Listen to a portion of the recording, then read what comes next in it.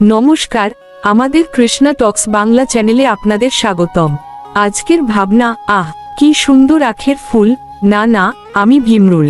প্রকৃতির দিকে তাকালে আমরা অনেক কিছু শিখতে পারি, কারণ প্রকৃতি কখনো মিথ্যে বলে না, আমরাই তাকে ভুল বুঝে নিই। দূর থেকে আখের ফুল দেখতে খুব সুন্দর, সাদা, নরম, তুলোর মতো। হালকা বাতাসে যখন দুলে ওঠে, মনে হয় যেন কোনো স্বর্গীয় সৌন্দর্য। তখন আমাদের মন অজান্তেই বলে ওঠে, কি সুন্দর আখের ফুল। কিন্তু ঠিক তখনই যদি ভেতর থেকে আরেকটা বিবেকী কণ্ঠ ওঠে, না, আমি ভীমরুল। এই এক লাইনের মধ্যেই লুকিয়ে আছে মানুষের জীবন, তার ভুল, তার শিক্ষা আর তার মুক্তির পথ। ভীমরুল ফুলে বসে মধুর জন্য। সে শুধু রং দেখে বিভ্রান্ত হয় না, সে আকার দেখে সিদ্ধান্ত নেয় না। সে জানে সব ফুলে মধু থাকে না। আখের ফুল যতই সুন্দর হোক, সেখানে ভীমরুলের জন্য কিছু নেই। তাই সে সেখানে স্থির হয় না, বরং সচেতনভাবে থেমে যায়। এই থেমে যাওয়াটাই হলো আসল প্রজ্ঞা। শ্রীমদ্ভগবদ্গীতার 2য় অধ্যায় 2:67 ভগবান শ্রীকৃষ্ণ বলেছেন, ইন্দ্রিয়ানাং হি চরতাং জন্মনোহনু বিধিয়তে তদস্য হরতি প্রজ্ঞাং বায়ুনাগ্নিবাম্ভসী। অর্থাৎ, প্রতিকূল বায়ু যেমন নৌকাকে বিচলিত করে, তেমনি বিচরণশীল ইন্দ্রিয়সমূহের মধ্যে মন যে ইন্দ্রিয়ের প্রতি আসক্ত হয়, সেই ইন্দ্রিয়েই মানুষের প্রজ্ঞা বা বুদ্ধিকে হরণ করে নেয়। আখের ফুল দেখে আমাদের মন সেই বিভ্রান্ত নৌকার মতো হয়ে যায়, যা সুন্দরের মোহে মূল লক্ষ্য হারিয়ে ফেলে। আমরা মানুষ কিন্তু প্রায়ই থামি না। চোখে যা ভালো লাগে, মন যেটাকে সুখ বলে মনে করে, আমরা বিচার বুদ্ধি হারিয়ে সেদিকেই ঝাঁপিয়ে পড়ি। আর তার ফলাফল শুধুই অনুশোচনা, হতাশা আর ভাঙা মন। ভগবান শ্রীকৃষ্ণ গীতায় আরও বলেছেন, ইন্দ্রিয়ের বিষয়বস্তু প্রথমে অমৃতের মতো মনে হলেও শেষ পর্যন্ত তা বিষ হয়ে দাঁড়ায়। আমরা সুখ ভেবে যাকে গ্রহণ করি, অনেক সময় সেটাই আমাদের ধ্বংসের মূল কারণ হয়। একটু ভেবে দেখুন, ভুল সম্পর্ক, ভুল সিদ্ধান্ত, ভুল লোভ কিংবা ভুল আত্মবিশ্বাস, সব কিছুর শুরু হয় একটাই বাক্য দিয়ে, কি সুন্দর। কিন্তু আমরা খুব কমই বলতে পারি, না, আমি ভীমরুল। এখানে ভীমরুল মানে কোনো সাধারণ পতঙ্গ নয়, ভীমরুল মানে একটি সচেতন আত্মা। ভীমরুল মানে সেই সত্তা, যে জানে তার প্রকৃত প্রয়োজন কি এবং তার ক্ষতি কিসে। শ্রীমদ্ভাগবতে উদ্ধব গীতায় ভগবান শ্রীকৃষ্ণ বলেছেন, বুদ্ধিমান ব্যক্তি ঠিক সেই ভীমরুলের মতোই হবেন, যিনি জানেন যে জাগতিক বিষয়ের ওপরের চাকচিক্য আসলে অন্তঃসার শূন্য। আধ্যাত্মিক জীবনে এই বোধ অত্যন্ত জরুরি। সব কথা শোনা দরকার নেই, সব মতো গ্রহণ করাও দরকার নেই। ভগবান শ্রীকৃষ্ণ আমাদের শেখান বিবেক দিয়ে বাঁচতে, বুদ্ধি দিয়ে সত্য নির্বাচন করতে আর মোহ থেকে দূরে থাকতে। মোহ আমাদের সবচেয়ে বড় শত্রু। এটি আমাদের চোখ ঢেকে দেয়, বাস্তব ভুলিয়ে দেয়। আখের ফুলের মতো মোহ দেখতে খুব সুন্দর, কিন্তু তার ভেতরে আত্মার খোরাক নেই। ভগবান গীতায় 18 অধ্যায়ের 37 নং শ্লোকে বলেছেন, জোট্টাডেজরি ভিসামাইভা পারিনাম্মার্টুপমাম টেসুখাম সট্টিকাম প্রক্তমামাবুদ্দে প্রাসদআম। অর্থাৎ, যে সুখ শুরুতে বিষের মতো কিন্তু পরিণামে অমৃতের মতো, তাকেই সাত্ত্বিক সুখ বলা হয়। কিন্তু আমরা রাজসিক মোহে পড়ে শুধু শুরুর সেই আখের ফুলের সৌন্দর্যটুকু দেখি, পরিণামের বিষ বা শূন্যতার কথা ভাবি না। এই যে আমরা এক পা পিছিয়ে যাওয়ার কথা বলছি, এটি আসলে পিছিয়ে যাওয়া নয়, এটি হলো বিবেক প্রয়োগ করা। মনে রাখবেন, অন্ধের মতো সামনের দিকে দৌড়ানো বীরত্ব নয়, বরং খাদ দেখার পর নিজেকে থামিয়ে রাখাটাই হলো প্রকৃত বীরত্ব। আমরা যখন কোনো মোহের আকর্ষণে পড়ি, তখন আমাদের ইন্দ্রিয়গুলো আমাদের বিচার ক্ষমতা কেড়ে নেয়। ঠিক যেমন রাজা যযাতি তার তারুণ্য ফিরে পাওয়ার মোহে ভুগেছিলেন, কিন্তু শেষে বুঝেছিলেন যে কামনার আগুনে যত ঘি ঢালা হয়, তা তত বেশি জ্বলে ওঠে। আখের ফুলের সেই সাদা শুভ্রতা আসলে আমাদের চোখের তৃপ্তি দেয়, কিন্তু আত্মাকে দেয় না। এখানে একটি সূক্ষ্ম বিচার আছে। ভীমরুল কেন আখের ফুলে বসবে না? কারণ সে জানে তার জীবনধারণের জন্য প্রয়োজনীয় মধু সেখানে নেই। ঠিক তেমনি আমাদের জীবনে অনেক বন্ধু আসবে, অনেক সুযোগ আসবে, অনেক আমোদ প্রমোদের হাতছানি আসবে, যা দেখতে খুব উজ্জ্বল। কিন্তু আপনাকে প্রশ্ন করতে হবে, সেখানে আপনার আত্মার খোরাক বা কৃষ্ণ ভক্তি আছে কিনা? যদি না থাকে, তবে সেই চাকচিক্য আপনার জন্য ভীমরুলের কামড়ের চেয়েও বিষাক্ত হতে পারে।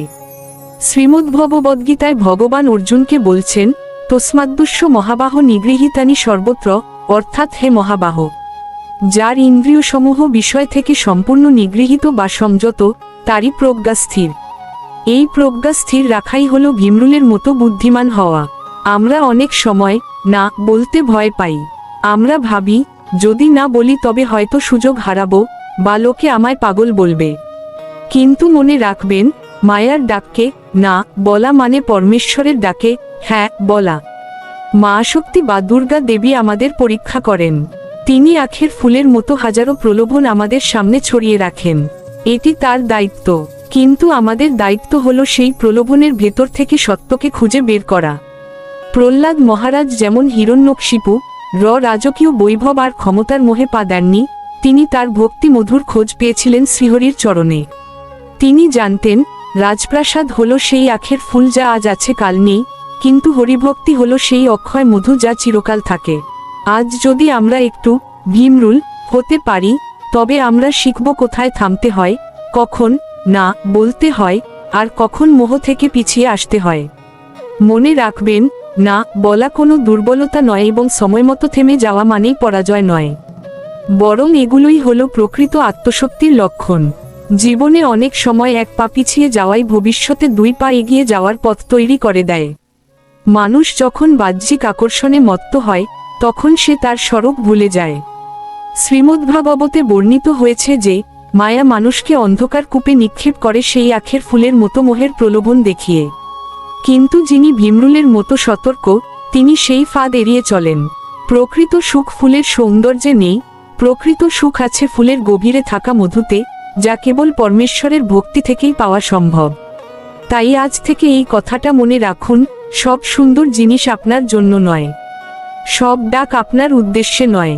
মন যখনই বলবে আহ কি সুন্দর, তখনই নিজেকে প্রশ্ন করুন, আমি কি সত্যিই ভীমরুলের মতো বিচার করছি, নাকি শুধু চোখের ভুলে মোহের চাকে থাবা দিচ্ছি? এই প্রশ্নটাই আপনাকে জাগিয়ে তুলবে। আর এই জাগরণই হলো আধ্যাত্মিক পথের প্রকৃত শুরু। ভিডিওটি ভালো লাগলে লাইক দেবেন এবং কমেন্টে আপনার অনুভূতি জানাবেন। নতুন হলে সাবস্ক্রাইব করে আমাদের এই আধ্যাত্মিক পরিবারের সাথে থাকুন। প্রতিদিন রাত 8টায় আধ্যাত্মিক কোনো না কোনো বিষয়ে শাস্ত্রভিত্তিক আলোচনা হয়, শুনতে ভুলবেন না। সবকিছুই ভগবান শ্রীকৃষ্ণের কৃপায়। কৃষ্ণা টক্স বাংলার এই আধ্যাত্মিক বার্তা পৌঁছে দিয়ে ধন্য শ্রী মিলন দেবনাথ। হরে কৃষ্ণ। নমস্কার, কৃষ্ণা টক্স বাংলা চ্যানেলে আপনাদের স্বাগত। আজকের ভাবনা, সবারে বাসরে ভালো নইলে মনের কালি ঘুচবে না রে। প্রেমের স্বরূপ ও মনের মলিনতা। এই ধরাধামে আমরা সবাই অমৃতের সন্তান, কিন্তু আমাদের অন্তরে জমে থাকা কাম, ক্রোধ, লোভ আর মোহ নামক কালি আমাদের প্রকৃত স্বরূপকে ঢেকে রাখে। আমরা মুখে ভক্তির কথা বলি, কিন্তু মনে পুষে রাখি অন্যের প্রতি বিদ্বেষ। মহাপ্রভু শ্রীচৈতন্যদেব শিখিয়েছেন যে, জীবের সেবা করাই হলো শিবের সেবা। অর্থাৎ, যে মানুষের হৃদয়ে দয়া নেই, তার হৃদয়ে গোবিন্দ থাকতে পারেন না। যতক্ষণ না আমরা ব্যক্তিগত হিংসা বিদ্বেষ ভুলে অপরকে মন থেকে ভালোবাসতে পারছি, ততক্ষণ আমাদের জপ তপ তিলক মালা সব বাহ্যিক প্রদর্শন মাত্র। প্রকৃত ভক্তি শুরু হয় ক্ষমা এবং ভালোবাসা থেকে। এই প্রসঙ্গে শ্রীমদ্ভাগবতমের কুন্তী স্তুতিতে 1ম স্কন্ধ 8ম অধ্যায় একটি বিশেষ ভাব প্রকাশ পেয়েছে। বিপদ সন্তু তা শাশ্বত। অর্থ, হে জগৎগুরু, আমাদের জীবনে যেন বিপদ বারবার আসে, কারণ বিপদে পড়লেই আমরা কেবল তোমায় স্মরণ করি। আর তোমায় স্মরণ করার অর্থই হলো সমস্ত জীবের মাঝে তোমার রূপকে অনুভব করা এবং সবার প্রতি ভালোবাসা রাখা। জীবসেবা ও মন্দিরের শিক্ষা। ভারতের প্রখ্যাত মন্দিরগুলোর দিকে তাকালে আমরা দেখি, সেখানে শুধু পাথরের বিগ্রহ পূজা হয় না, বরং সেখানে চলে নিরন্নকে অন্নদান ও আর্তের সেবা। উদাহরণস্বরূপ, পুরীর শ্রীজগন্নাথ ধামের আনন্দ বাজার এর কথা ভাবুন। সেখানে জাতি, ধর্ম, ধনী বা দরিদ্রের কোনো ভেদাভেদ নেই। রাজা এবং প্রজা একই মাটির পাত্রে বসে মহাপ্রসাদ গ্রহণ করেন। এই পবিত্র প্রথা আমাদের শেখায় যে, পরমেশ্বরের কাছে আমরা সবাই সমান। আপনি যদি বাইরে মানুষের সাথে দুর্ব্যবহার করেন আর ভেতরে গিয়ে ভগবানকে ডাকেন, তবে সেই ডাক তার কানে পৌঁছাবে না। কারণ, যদি আপনার মনে মানুষের প্রতি ঘৃণা থাকে, তবে মন্দিরের বিগ্রহে সেই পরম করুণাময়কে খুঁজে পাওয়া অসম্ভব। শ্রীমদ্ভাগবতের 11 স্কন্ধে বলা হয়েছে, যত্র জীব তত্র শিব, অর্থ যেখানেই জীবন আছে সেখানেই পরমাত্মার বাস। প্রতিটি জীবন্ত সত্তার ভেতরেই ভগবান পরমাত্মা রূপে বিরাজ করছেন। তাই জীবকে অবজ্ঞা করে ঈশ্বরকে পাওয়া অসম্ভব। জীবকে ভালোবাসলেই প্রকৃত ঈশ্বর সেবা সম্পন্ন হয়। প্রকৃতির দর্পণ ও মানবিকতা। প্রকৃতির দিকে তাকালে আমরা এক অদ্ভুত ত্যাগের মহিমা দেখতে পাই। একটি বৃক্ষ যেমন তাকে কুঠার দিয়ে আঘাতকারীকেও ছায়া দেয় এবং সুমিষ্ট ফল দেয়, আমাদের জীবনও তেমন হওয়া উচিত। বৃক্ষ আমাদের শেখায় পরম সহিষ্ণুতা। মায়াপুরের ইস্কন মন্দিরে গেলে এক অদ্ভুত দৃশ্য দেখা যায়। সারা বিশ্বের বিভিন্ন দেশ, বর্ণ এবং ভাষার মানুষ এক সুরে, এক তালে সংকীর্তন করছে। সেখানে কার কি ভাষা তা বড় কথা নয়, বড় কথা হলো হৃদয়ের টান। এই একতাই হলো মনের কালি ধুয়ে ফেলার একমাত্র সাবান। যতক্ষণ না আমরা আকাশের মতো উদার হতে পারছি, ততক্ষণ আমাদের সংকীর্ণতা কাটবে না। শ্রীচৈতন্য চরিতামৃতের অন্ত্যলীলা 20তম পরিচ্ছেদ সেই বিখ্যাত শ্লোকটি আমাদের পরম শিক্ষা দেয়। ত্রিনাদ্পি শুনিছেন তরর্পি সহিঞ্চুনা, অর্থ নিজেকে ঘাসের চেয়েও নম্র মনে করে এবং বৃক্ষের মতো সহনশীল হয়ে নিজে সম্মানের আশা না করে অন্যকে সম্মান দিলে তবেই হরি নাম হৃদয় স্থায়ী হয় এবং মনের সব কালি মুছে যায়। ইতিহাস ও ভক্তের অভিজ্ঞতা। ইতিহাস সাক্ষী আছে, যখনই মানুষ অহংকারে মত্ত হয়েছে তখনই তার পতন ঘটেছে। শ্রীমদ্ভগবদ্গীতায় কুরুক্ষেত্রের যুদ্ধে অর্জুন যখন বিষাদগ্রস্ত ছিলেন, তখন ভগবান তাকে কর্মের মাধ্যমে প্রেমের পরম শিক্ষা দিয়েছিলেন। তিনি শিখিয়েছিলেন যে আততায়ীকেও বিচার করতে হয় ধর্মের মানদণ্ডে, কিন্তু হৃদয় কোনো ব্যক্তিগত ঘৃণা বা বিদ্বেষ রাখা উচিত নয়। আমাদের মনের আসল কালি হলো আমাদের আমি বা মিথ্যা অহংকার। এই অহংকারই আমাদের বিভেদ করতে শেখায়। ভক্ত যখন নিজেকে ভগবানের চরণে সঁপে দেয়, তখন সে সবার মাঝে তার প্রিয়তম ইষ্টকেই দেখতে পায়। শ্রীমদ্ভগবদ্গীতার 12 অধ্যায়ের ভক্তিযোগ 13 নম্বর শ্লোকে ভগবান বলছেন, অদ্দেষ্টা সর্বভূতানাং মৈত্র করুণ এবচ, অর্থ যিনি কোনো প্রাণীকে দ্বেষ করেন না, সবার বন্ধু এবং অত্যন্ত করুণাময়, সেই ভক্তই আমার পরম প্রিয়। অর্থাৎ মনে কালি নিয়ে ভক্তি হয় না, ভক্ত হতে গেলে সবার প্রতি মমতা থাকতে হয়। বাস্তব জগতের অভিজ্ঞতা ও মন্দিরের কার্যক্রম। বর্তমানে দক্ষিণেশ্বর বা বেলুর মঠের মতো পবিত্র স্থানে গেলে আমরা দেখি কিভাবে সেবার মাধ্যমে আধ্যাত্মিকতা চর্চা করা হয়। স্বামী বিবেকানন্দ বলেছিলেন, আত্মনো মোক্ষার্থম জগদ্ধিতায় চ, অর্থাৎ নিজের মুক্তির সাথে সাথে জগতের হিতের জন্য কাজ করতে হবে। আপনি যদি আপনার প্রতিবেশীর চোখের জল না মুছতে পারেন, তবে মন্দিরে গিয়ে বিগ্রহকে চন্দন দিয়ে সাজানো কেবল একটি সামাজিক অভিনয়। বাস্তব জীবনে আমরা যখন কোনো ক্ষুধার্তকে অন্ন দিই বা কোনো বিপদে পড়া মানুষকে নিঃস্বার্থভাবে সাহায্য করি, তখন হৃদয়ে যে গভীর প্রশান্তি আসে, সেটিই হলো মনের কালি ঘুচে যাওয়ার প্রকৃত লক্ষণ। হিতোপদেশের নীতিবাক্যে পরম সত্য বলা হয়েছে, পরোপকারায় ফলন্তি বৃক্ষা, অর্থ পরোপকারের জন্যই বৃক্ষ ফল দান করে, নদী তার জল বিলিয়ে দেয় এবং গাভী দুগ্ধ দান করে।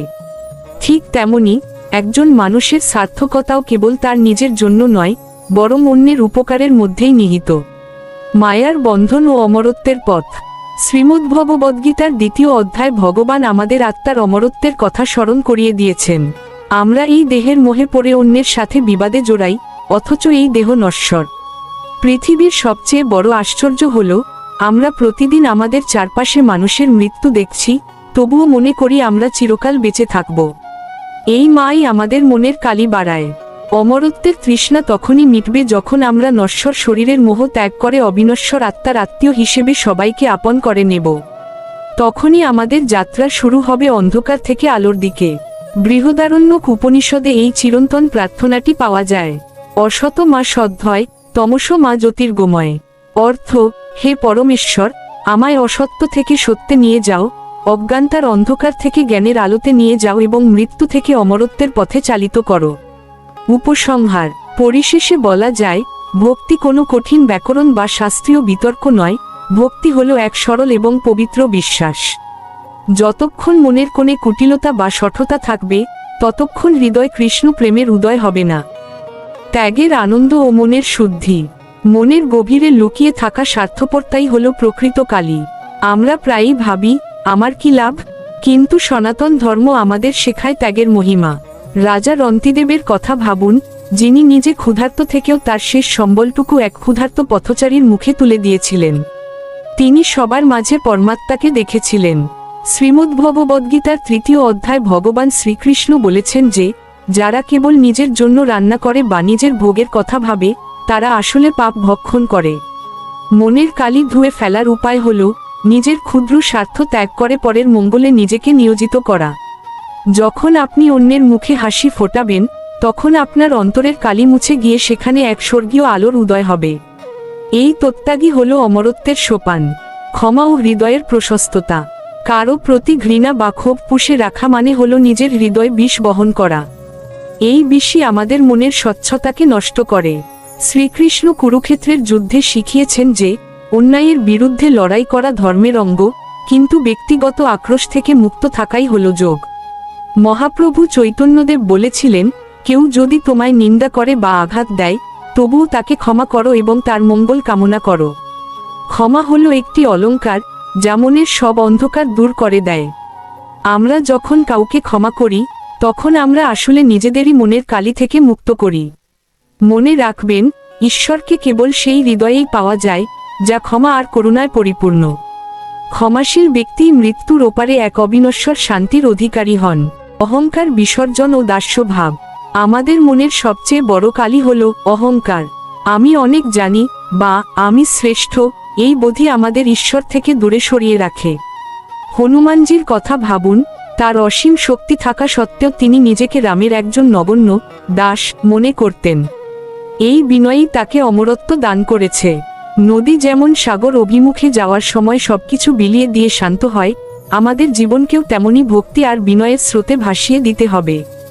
শ্রীমদ্ভগবদ্গীতার 13তম অধ্যায় ভগবান প্রথমেই অমানিত্ব বা গর্বহীনতার কথা বলেছেন। যখন আমাদের মন থেকে আমি এবং আমার এই আমিত্বের কালি দূর হবে, তখনই আমরা বুঝতে পারব যে জগতের প্রতিটি ধূলিকণায় শ্রীকৃষ্ণের হাতের ছোঁয়া আছে। বিনয়ই হল মায়ার বন্ধন কাটার প্রধান অস্ত্র।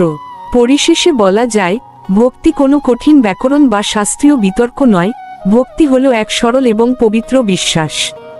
যতক্ষণ মনের কোণে কুটিলতা বা শঠতা থাকবে, ততক্ষণ হৃদয় কৃষ্ণ প্রেমের উদয় হবে না। তাই আসুন, আমরা আজ থেকে শপথ নিই, আমরা সবাইকে ভালোবাসব, কারো প্রতি মনে কোনো ঘৃণা বা মালিন্য পোষণ করব না। তবেই আমাদের এই মানব জন্ম সার্থকতা পাবে। মনে রাখবেন, অন্যের ভালো চাইলে নিজের ভালো এমনিতেই হয়। শান্তি পাঠের সেই অমর বাণী আমাদের সবার জীবনের মূলমন্ত্র হোক। সর্বে ভবন্তু সুখিনো, সর্বে সন্তু নিরাময়া। অর্থ, জগতের সকল প্রাণী সুখী হোক, সবাই রোগমুক্ত থাকুক এবং সবার মঙ্গল হোক।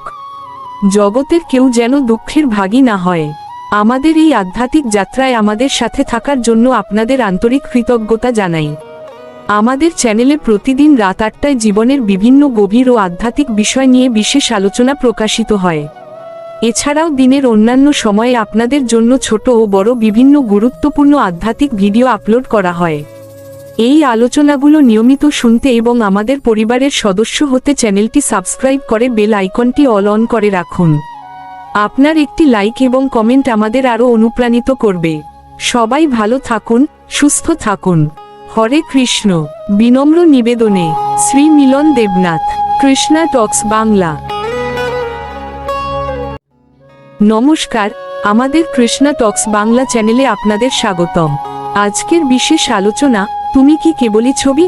প্রিয় ভক্তবৃন্দ, এই প্রশ্নটি খুব সাধারণ মনে হলেও এর ভেতরে লুকিয়ে আছে এক গভীর আধ্যাত্মিক অনুভূতি এবং পরম সত্যের সন্ধান। আমরা প্রতিদিন আমাদের ঘরে, মন্দিরে, এমনকি আমাদের ফোনের পর্দায় ভগবান শ্রীকৃষ্ণের কত শত মনোহর ছবি দেখি। সেই সুন্দর নীলকান্তমণি দেহ, হাতে বাঁশি, মাথায় ময়ূরের পালক, এই রূপ দেখে আমরা মুগ্ধ হই। কিন্তু কখনো কি একা বসে নিজেকে প্রশ্ন করেছি, ভগবান শ্রীকৃষ্ণ কি সত্যিই কেবলই একটি কাগজ বা কাঠের ফ্রেমে বাঁধানো ছবি? নাকি তিনি তার চেয়েও বড় কিছু? তিনি কি আমার হৃদয়ের ভেতরেই জীবন্ত রূপে নীরবে বসে আছেন? স্বয়ং ভগবান শ্রীকৃষ্ণ গীতায় অর্জুনকে লক্ষ্য করে বলেছেন, তিনি শুধু স্বর্গের কোনো দূরের সত্তা নন, তিনি সকল জীবের হৃদয় পরমাত্মা রূপে অবস্থান করেন। অর্থাৎ, তিনি শুধু পূজার আসনে বা দেওয়ালে টাঙানো ফ্রেমে সীমাবদ্ধ নন, তিনি আমাদের প্রতিটি নিঃশ্বাসে, আমাদের প্রতিটি চেতনার মধ্যেই বিরাজমান। আজকের যান্ত্রিক সমাজে আমরা অনেক সময় ভগবানকে একটি ফ্রেমে আটকে ফেলি। আমরা ভাবি, সকালে একটু ধূপ প্রদীপ জ্বালালাম, প্রণাম করলাম, ব্যাস, আমার ভক্তির দায়িত্ব শেষ। কিন্তু একটু ভাবুন তো, যিনি এই অনন্ত ব্রহ্মাণ্ডের অধিপতি, তিনি কি শুধু আপনার দেওয়ালে টাঙানো একটি জড় ছবি হতে পারেন? শ্রীমদ্ভাগবতে বারবার বলা হয়েছে, ভগবান ভক্তের ভক্তির কাঙাল, তিনি অনুভূতির ভগবান। তিনি কোনো পাথরের মূর্তিতে বা কাগজের ছবিতে প্রাণহীন হয়ে বসে থাকেন না। যেখানে ভক্তের হৃদয় ব্যাকুল হয়ে কাঁদে, যেখানে শুদ্ধ আর্তনাদ থাকে, সেখানেই তিনি অলৌকিক রূপে উপস্থিত হন। একজন ভক্ত যখন আকুল হয়ে জিজ্ঞেস করে, তুমি কি কেবলই ছবি? এই প্রশ্ন আসলে কোনো সন্দেহ নয়। এটি হলো এক বিরহী আত্মার আকুল ডাক। এটি আসলে ভগবানের কাছে একটি আবদার, হে প্রভু, তুমি কি শুধু চোখে দেখার বিষয়, নাকি আমার জীবনের প্রতিটি কঠিন মুহূর্তের অদৃশ্য সাথী? গীতার 9ম অধ্যায় ভগবান শ্রীকৃষ্ণ বুঝিয়েছেন, যিনি অনন্য চিত্তে বা প্রেমভরে তাকে স্মরণ করেন, যিনি তাকে হৃদয়ে ধারণ করেন, তার কাছে ভগবান কখনো দূরে থাকেন না। তিনি তার ভক্তের যোগক্ষেম বহন করেন। প্রিয় ভক্তবৃন্দ, ছবি হলো একটি সংকেত মাত্র। ছবি আমাদের মনে করিয়ে দেয় যে ভগবান আছেন, কিন্তু অনুভূতি আমাদের বুঝিয়ে দেয় যে ভগবান এই মুহূর্তে আমাদের সঙ্গেই আছেন। আমরা যদি শাস্ত্রের দিকে তাকাই, তবে দেখব প্রহ্লাদ মহারাজের কথা। যখন হিরণ্যকশিপু জিজ্ঞেস করেছিলেন, তোর ভগবান কোথায়, তখন বালক প্রহ্লাদ বলেছিলেন, তিনি এই স্তম্ভেও আছেন। প্রহ্লাদের কাছে ভগবান কোনো ছবি ছিলেন না, তিনি ছিলেন এক জীবন্ত বিশ্বাস। সেই বিশ্বাসের জোরেই ভগবান স্তম্ভ ফেটে নৃসিংহ দেবরূপে আবির্ভূত হয়েছিলেন।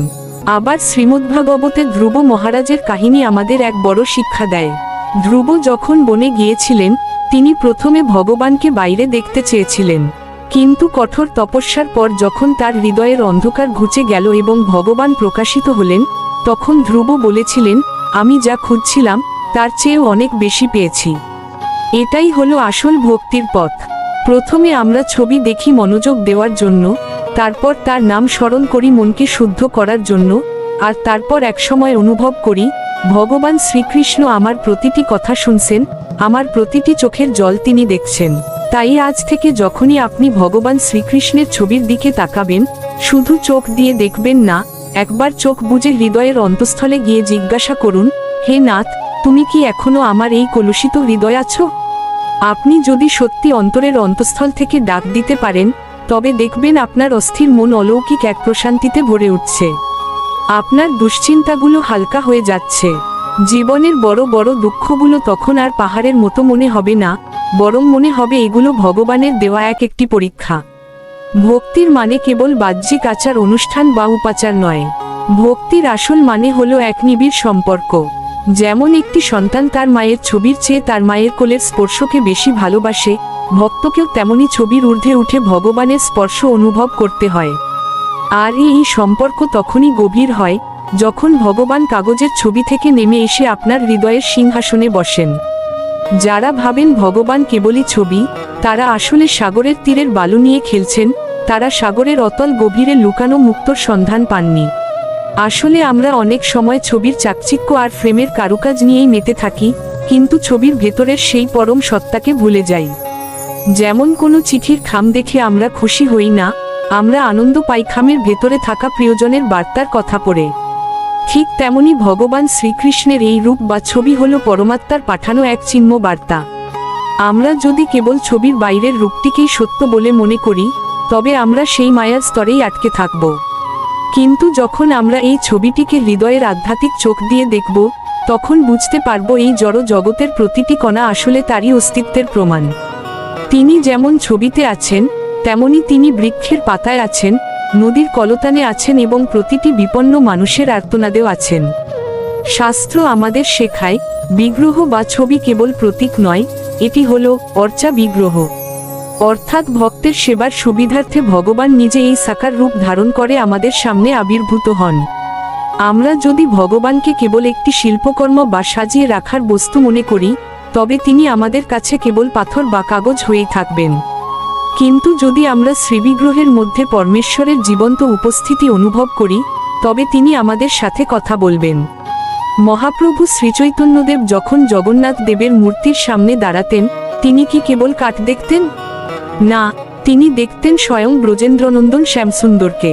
আমাদের ভক্তি যখন সেই স্তরে পৌঁছাবে, তখন ছবি আর ভগবানের মধ্যে কোনো পার্থক্য থাকবে না। ছবি থেকে হৃদয় উত্তরণের এই পথটি হলো নিরন্তর অভ্যাসের পথ।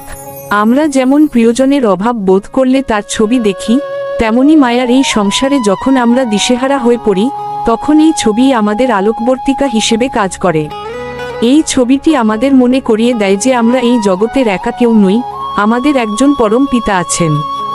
এই বোধটি যখন আমাদের গভীরে প্রথিত হয়, তখন মানুষের প্রতি আমাদের ঘৃণা দূর হয়ে যায় এবং সবার মধ্যেই আমরা সেই পরমেশ্বরের অংশকে দেখতে পাই।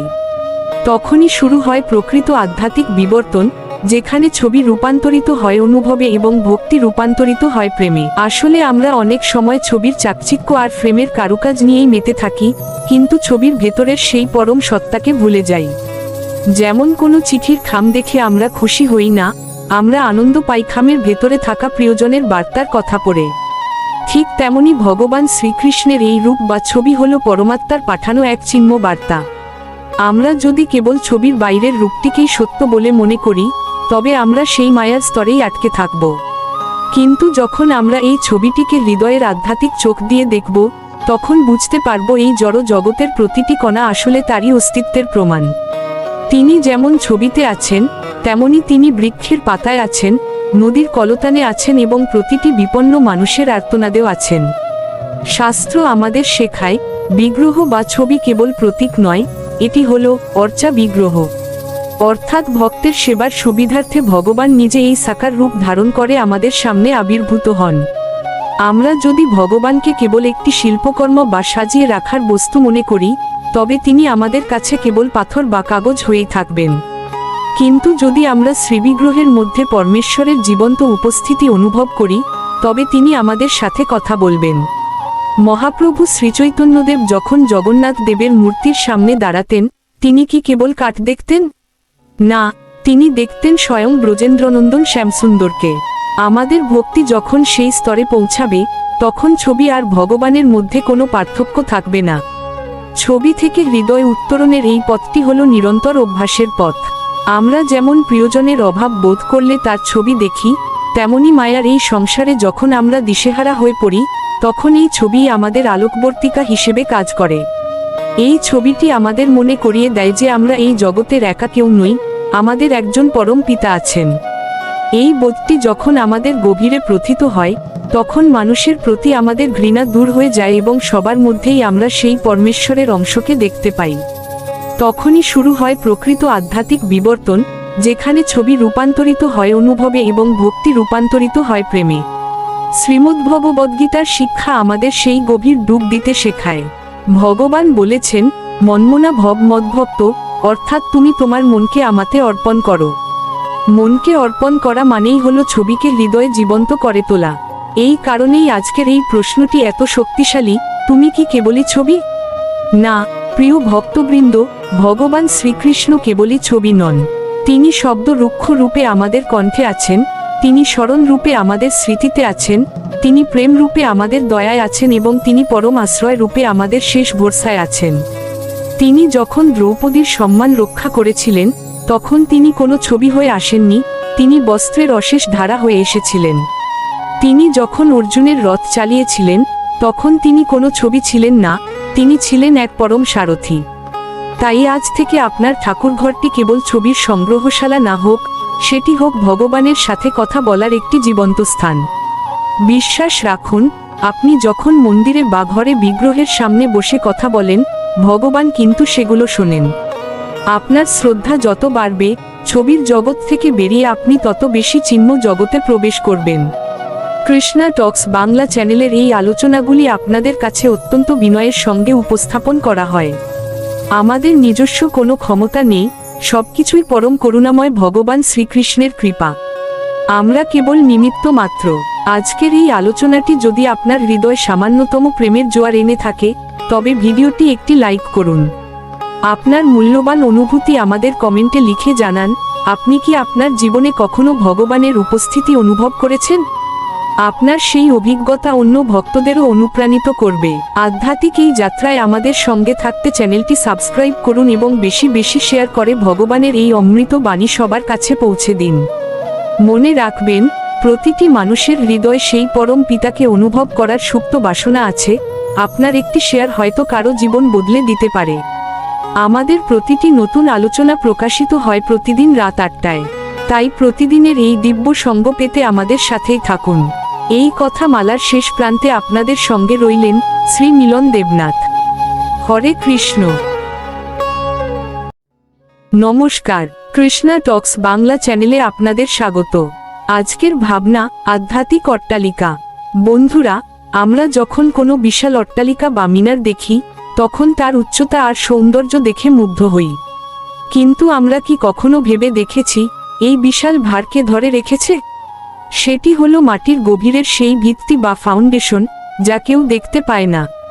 আমাদের জীবনটাও ঠিক এই মিনারের মতো। আমরা বাইরে থেকে সুন্দর ক্যারিয়ার, পদ পদবি আর সম্মানের অট্টালিকা বানাতে ব্যস্ত, কিন্তু আমাদের ভেতরের আধ্যাত্মিক ভিত্তিটি যদি মজবুত না হয়, তবে জীবনের সামান্য ঝড়ে এই সব চাকচিক্য ধুলোয় মিশে যেতে পারে। একটি অট্টালিকা যেমন ইঞ্জিনিয়ারের প্ল্যান অনুযায়ী তৈরি হয়, তেমনি আমাদের জীবনকেও শাস্ত্রের নির্দেশ অনুযায়ী গড়া উচিত। শ্রীমদ্ভগবদ্গীতার 16 অধ্যায়ের 23 নম্বর শ্লোকে ভগবান শ্রীকৃষ্ণ বলেছেন, য শাস্ত্রবিধিমুৎসৃজ্য বর্ততে কামকারত ন স সিদ্ধিম বাপ্নতি ন সুখং ন পরাং গতিম। অর্থাৎ, যে ব্যক্তি শাস্ত্রের বিধান ত্যাগ করে নিজের ইচ্ছামতো চলে, সে সুখ বা পরম গতি কিছুই পায় না। শাস্ত্রীয় জ্ঞান হলো আমাদের জীবনের সেই গভীর ভিত্তি। এই ভিত্তির ওপর দাঁড়িয়ে থাকলে আপনি অট্টালিকার মতো মাথা উঁচু করে সব বিপদ মোকাবিলা করতে পারবেন। বন্ধুরা, ছবিতে আপনারা যে মিনারটি দেখছেন, সেটি আকাশের দিকে বুক চিয়ে দাঁড়িয়ে আছে। আমাদের অনেকের অহংকারও এমন মিনারের মতো উঁচুতে থাকে। কিন্তু মনে রাখবেন, যে মিনারের ভিত্তি দুর্বল, তা যত উঁচুই হোক না কেন, তার পতন অনিবার্য। জীবনে ভক্তি আর নম্রতা না থাকলে মানুষের সাফল্য তাসের ঘরের মতো ভেঙে পড়ে। মহাপ্রভুর সেই দিব্য সংকীর্তন আমাদের শেখায় কিভাবে নিজের অহংকারকে ধুলোয় মিশিয়ে ভগবানের চরণে নিজেকে সঁপে দিয়ে একটি অক্ষয় আধ্যাত্মিক মিনার গড়ে তোলা যায়। আজকের এই টালমাটাল সময়ে আমাদের জীবন নামের অট্টালিকাটিকে টিকিয়ে রাখার সিমেন্ট বা শক্তি হল হরিনাম। কলিসন্তরণ উপনিষদে বলা হয়েছে, ইতি ষোড়শঙ্কং নামনাং কলিকল্পসনাশনম নাতো পর্তরোপায় সর্ববেদেষু দৃশ্যতে। এই 16 নামের মহামন্ত্রই কলিযুগের সব কলুষতা নাশ করার একমাত্র উপায়। যেমন লোহার রড আর সিমেন্ট দিয়ে একটি অট্টালিকার পিলার তৈরি করা হয়, তেমনি হরিনাম হলো আপনার জীবনের সেই মূল পিলার। এটি আপনার মনকে প্রতিকূল পরিস্থিতিতেও নড়তে দেবে না, বরং আপনাকে দেবে এক অটল স্থিরতা। সমুদ্রে যেমন লাইটহাউস বা আলোকস্তম্ভ জাহাজের দিশা দেখায়, এই আধ্যাত্মিক মিনারটি আমাদের মায়ার অন্ধকারে দিশা দেখায়। আপনার জীবনে যখন দুঃখের পাহাড় নেমে আসবে, যখন প্রিয়জনরা মুখ ফিরিয়ে নেবে, তখন আপনার এই আধ্যাত্মিক ভিত্তিই হবে আপনার একমাত্র আশ্রয়। বন্ধুরা, একটি উঁচু মিনার বানাতে গেলে যেমন মাটির অনেক গভীরে গিয়ে পিলার বসাতে হয়, আমাদের ভক্তি জীবনের গভীরতাও ঠিক তেমনই হওয়া প্রয়োজন। আমরা অনেক সময় ওপর ভক্তি করি, তিলক কাটি বা মালা জপি, কিন্তু হৃদয়ের গভীর থেকে ভগবানের সাথে যুক্ত হতে পারি না। যখন আমাদের ভক্তি কেবল প্রদর্শনের জন্য হয়, তখন সেই অট্টালিকাটি হয় ফাঁপা। জীবনের সামান্য প্রলোভন বা মায়ার হাতছানিতে সেই ঠুনকো ভক্তি ভেঙে পড়ে। তাই নিজের অন্তরের মাটিকে শাস্ত্রের জল দিয়ে নরম করুন এবং সেখানে নিষ্ঠার পিলার স্থাপন করুন। মনে রাখবেন, আপনার ভিত্তি যত গভীর হবে, আপনার আধ্যাত্মিক মিনার তত বেশি ঝড় সহ্য করার শক্তি পাবে। এখানে আরও একটি বিষয় লক্ষ্য করার মতো, এই মিনারের গায়ে যেমন রোদ, বৃষ্টি আর ঝড় আছড়ে পড়ে, আমাদের জীবনেও তেমনি লাঞ্ছনা, অপমান আর বাধা আসবেই। কিন্তু মিনারটি কি পড়ে যায়? না, কারণ তার ভেতরের কাঠামোটি ইস্পাতের মতো শক্ত। আমাদের আধ্যাত্মিক জীবনের সেই ইস্পাত হল ধৈর্য এবং বিশ্বাস। শ্রীমদ্ভগবদ্গীতার 2য় অধ্যায় ভগবান আমাদের শিখিয়েছেন কিভাবে শীত উষ্ণ বা সুখ দুঃখের দ্বন্দ্বে অবিচলিত থাকতে হয়। যখন আপনি জানবেন যে আপনার জীবনের স্থপতি স্বয়ং পরমেশ্বর ভগবান, তখন কোনো প্রতিকূলতাই আপনাকে আপনার লক্ষ্য থেকে বিচ্যুত করতে পারবে না। আপনার ভেতরের সেই স্থিরতাই আপনাকে একটি সুউচ্চ অট্টালিকার মতো মহিমান্বিত করে তুলবে। একটি বিশাল অট্টালিকার যেমন রক্ষণাবেক্ষণের প্রয়োজন হয়, তেমনি আমাদের এই আধ্যাত্মিক চেতনারও নিয়মিত চর্চা প্রয়োজন। লোহা যেমন অবহেলায় থাকলে জং ধরে যায়, তেমনি সাধনা ছাড়া আমাদের ভক্তিও মলিন হয়ে পড়ে। প্রতিদিন সাধুসঙ্গ, ভগবানের দিব্য কথা শ্রবণ এবং নামকীর্তন হল সেই মশলা যা আপনার জীবনের ভিত্তিটিকে প্রতিদিন আরও মজবুত করে। আমরা অনেক সময় মনে করি যে একবার দীক্ষা বা জ্ঞান নিলেই কাজ শেষ, কিন্তু আসলে তা নয়। প্রতি মুহূর্তে সচেতন থাকতে হয় যাতে মায়ার ধুলোবালি আমাদের এই আধ্যাত্মিক মিনারের উজ্জ্বলতা কমিয়ে না দেয়। এই নিরন্তর প্রচেষ্টাই একজন সাধারণ মানুষকে অসাধারণ ব্যক্তিত্বে রূপান্তরিত করে। যে মানুষ অন্তরে ভগবানের সাথে যুক্ত, সে কখনো নিঃসঙ্গ নয়। তার ভেতরের মিনারটি তখন হয়ে ওঠে পরম প্রশান্তির এক দুর্গ, যেখানে কোনো জাগতিক হাহাকার পৌঁছাতে পারে না। সবশেষে বলবো, আসুন আমরা কেবল বাইরের অট্টালিকা বানাতে সময় নষ্ট না করে নিজের অন্তরের সেই আধ্যাত্মিক মিনারটিকে গড়ে তুলি। নামের পরশ পাথরে নিজের হৃদয়ের জং সরিয়ে সেই ভিত্তিটি মজবুত করি। তবেই আমরা জীবনের সার্থকতা খুঁজে পাব। বন্ধুরা, আজকের এই আলোচনাটি যদি আপনার জীবনের ভিত মজবুত করতে সাহায্য করে, তবে ভিডিওটি লাইক ও শেয়ার করুন। আপনাদের মূল্যবান মন্তব্য আমাদের জানান এবং প্রতিদিন রাত 8টায় আমাদের এই বিশেষ আয়োজনে শামিল হতে কৃষ্ণা টক্স বাংলা চ্যানেলটি সাবস্ক্রাইব করে রাখুন। এই কথা মালার শেষ প্রান্তে আপনাদের সঙ্গে রইলেন শ্রী মিলন দেবনাথ। হরে কৃষ্ণ। নমস্কার, কৃষ্ণা টক্স বাংলা চ্যানেলে আপনাদের স্বাগত। আজকের ভাবনা, পৃথিবীর সবচেয়ে বিশাল মন্দির, পাথরের আড়ালে লুকানো আধ্যাত্মিক রহস্য। মানব ইতিহাসের পাতায় আমরা এমন কিছু স্থাপত্যের নিদর্শন পাই, যা দেখলে আমাদের মস্তক শ্রদ্ধায় নত হয়ে আসে।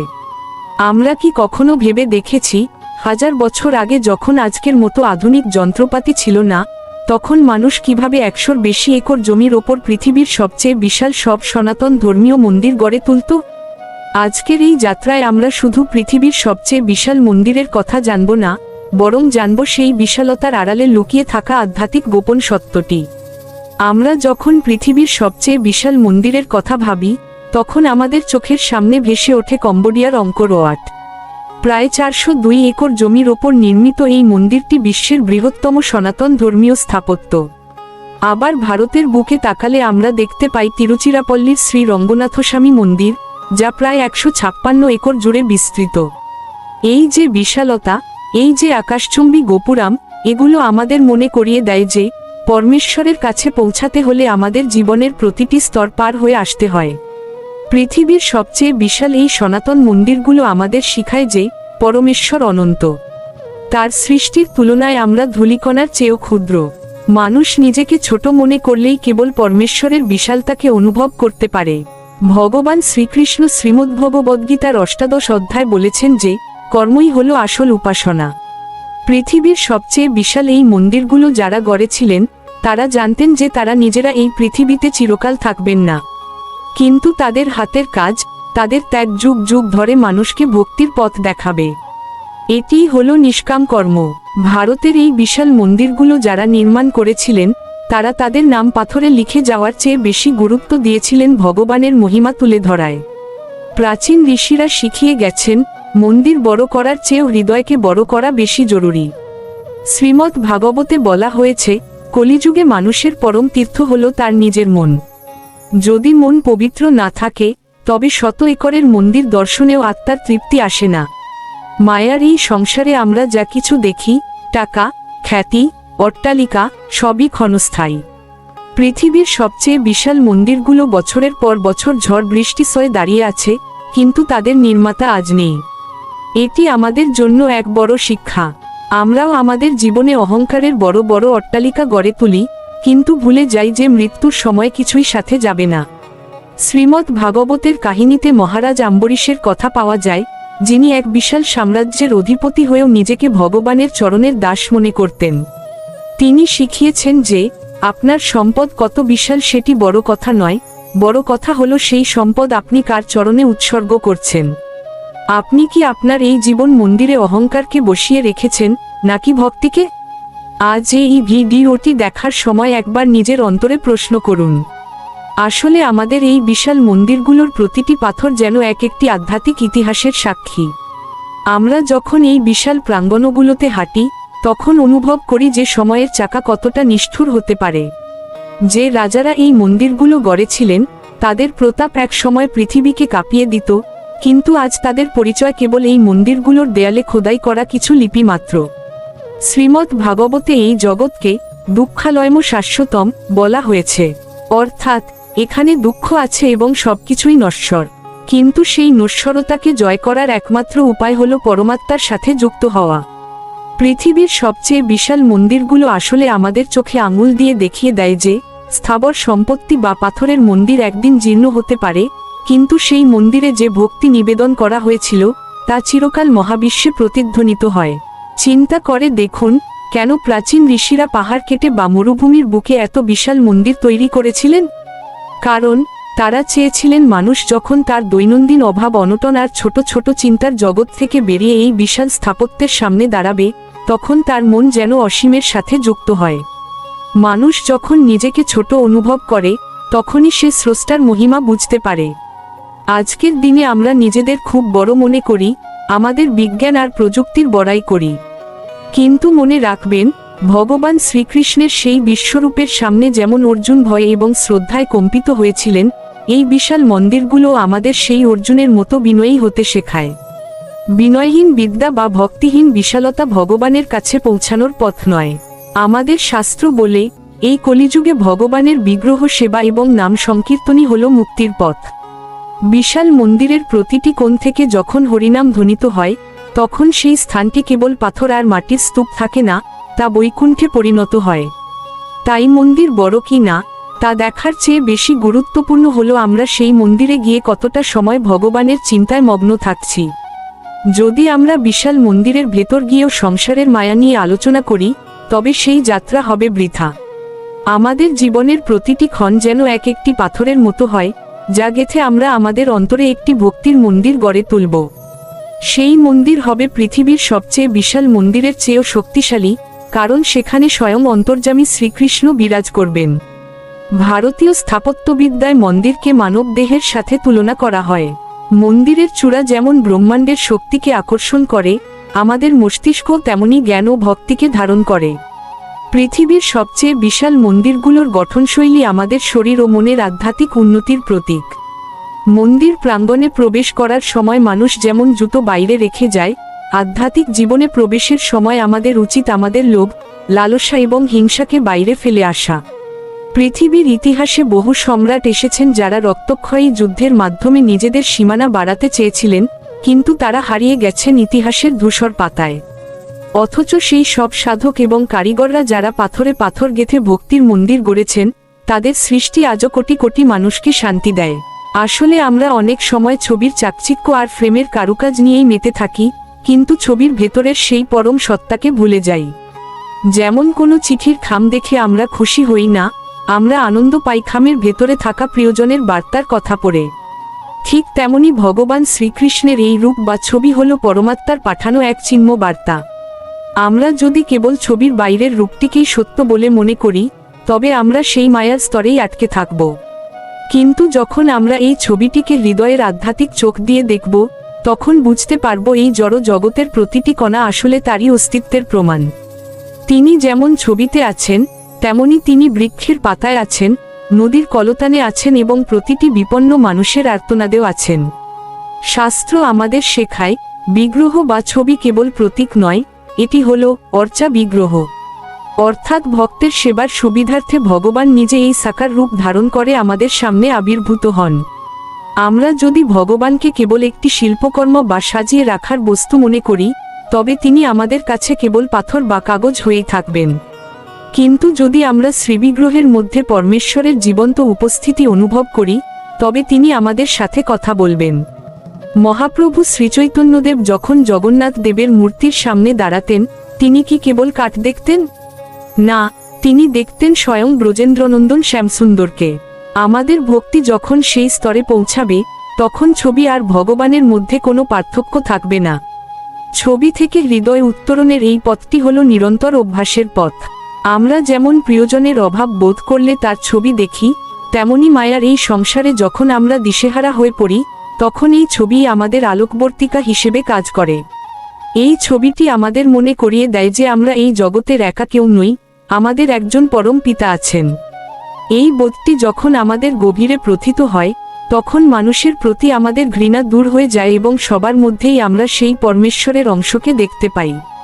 তখনই শুরু হয় প্রকৃত আধ্যাত্মিক বিবর্তন, যেখানে ছবি রূপান্তরিত হয় অনুভবে এবং ভক্তি রূপান্তরিত হয় প্রেমে। ভারতীয় স্থাপত্যবিদ্যায় মন্দিরকে মানব দেহের সাথে তুলনা করা হয়। মন্দিরের চূড়া যেমন ব্রহ্মাণ্ডের শক্তিকে আকর্ষণ করে, আমাদের মস্তিষ্ক তেমনি জ্ঞান ও ভক্তিকে ধারণ করে। পৃথিবীর সবচেয়ে বিশাল মন্দিরগুলোর গঠনশৈলী আমাদের শরীর ও মনের আধ্যাত্মিক উন্নতির প্রতীক। মন্দির প্রাঙ্গণে প্রবেশ করার সময় মানুষ যেমন জুতো বাইরে রেখে যায়,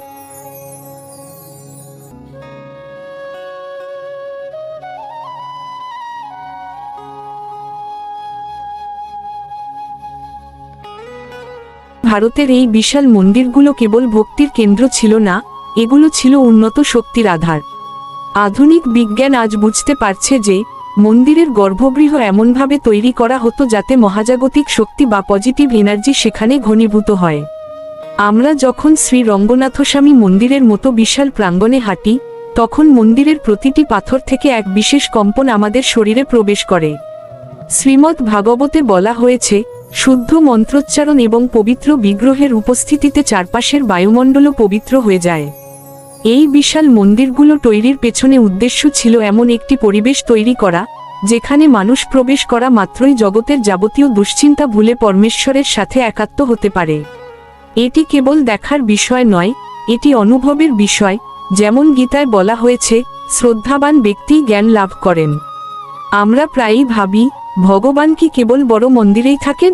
উত্তর হলো না, কিন্তু বিশাল মন্দিরের প্রয়োজনীয়তা রয়েছে আমাদের মনের বিশালতা বাড়ানোর জন্য। বদ্ধ ঘরে থাকলে আমাদের মনও ছোট হয়ে যায়, কিন্তু যখন আমরা আকাশের নিচে বিশাল মন্দিরের চূড়া দেখি, তখন আমাদের চিন্তা জগতের সীমা ছাড়িয়ে অসীমে ছড়িয়ে পড়ে। এই বিশাল মন্দিরগুলো আমাদের শিখিয়ে দেয় যে ত্যাগের মাধ্যমেই শ্রেষ্ঠত্ব অর্জন করা যায়। যেমন পাথরের গায়ে শত সহস্র আঘাত সয়ে একটি সুন্দর বিগ্রহ তৈরি হয়, তেমনি আমাদের জীবনে আসা দুঃখ কষ্টের আঘাতগুলো আসলে আমাদের আত্মাকে সুন্দর ও পবিত্র করার জন্যই আসে। পৃথিবীর সবচেয়ে বিশাল এই মন্দিরগুলো শতাব্দীর পর শতাব্দী ধরে যে ধীরস্থিরতা আর শান্তির বার্তা দিচ্ছে, তা আমাদের অস্থির জীবনের জন্য শ্রেষ্ঠ ঔষধ। পাথরের মন্দিরে গিয়ে আমরা যদি নিজেদের ভেতরকার ঈশ্বরকে চিনতে না পারি, তবে সেই বিশালতা আমাদের জন্য অর্থহীন। পরিশেষে আমাদের মনে রাখতে হবে, পৃথিবীর সবচেয়ে বিশাল মন্দিরগুলো আমাদের কেবল পাথরের বিশালতা দেখানোর জন্য নয়, বরং আমাদের অন্তরের আধ্যাত্মিকতাকে জাগিয়ে তোলার জন্য নির্মিত হয়েছিল। মায়ার এই হাতছানি থেকে মুক্তি পেতে হলে আমাদের গীতায় বর্ণিত পথে চলতে হবে। পৃথিবীর বৃহত্তম মন্দির আপনার সামনে থাকুক বা না থাকুক, যদি আপনার হৃদয়ে এক ফোঁটা ভক্তি থাকে, তবে আপনি যেখানেই বসে নাম জপ করবেন, সেখানেই ভগবান বিরাজ করবেন। আসুন, আমরা বড় মন্দির দর্শনের পাশাপাশি নিজেদের চরিত্রকে আরও নির্মল করি এবং প্রতিটি কাজে ভগবানের উপস্থিতি অনুভব করার চেষ্টা করি। এই চ্যানেলে ধর্মীয় বা আধ্যাত্মিক কোনো না কোনো বিষয়ে আলোচনা হয়, প্রতিদিন রাত 8টায়। আজকের আলোচনার মূল বিষয় ছিল সবচেয়ে বিশাল মন্দিরের আড়ালে বিনম্র ভক্তি। আলোচনাটি যদি আপনার মনে কোনো গভীর ভাব জাগিয়ে থাকে, তবে ভিডিওটি লাইক দিন এবং কমেন্টে আপনার মূল্যবান মতামত জানান। আমাদের এই আধ্যাত্মিক পরিবারে যুক্ত হতে কৃষ্ণা টক্স বাংলা চ্যানেলটি সাবস্ক্রাইব করে রাখুন। ধন্যবাদ। শ্রী মিলন দেবনাথ, কৃষ্ণা টক্স বাংলা। হরে কৃষ্ণ।